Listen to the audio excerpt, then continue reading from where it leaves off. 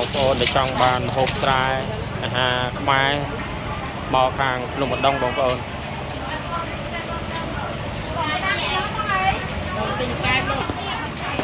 បាទប្រហុកដុតកប់ដីដែរតែមើលទូរស័ព្ទណាទៅតូជ្រូកបងប្អូននៅក្រៅប្រទេសចង់បាននៃអាហារខ្មែរអីមកជើញមកខាងឧដុង្គ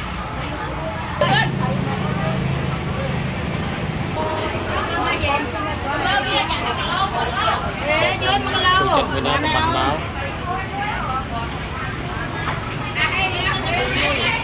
លុយបោះលុយក៏ដល់5000ហើយលុយមានតែ4000ទៅបន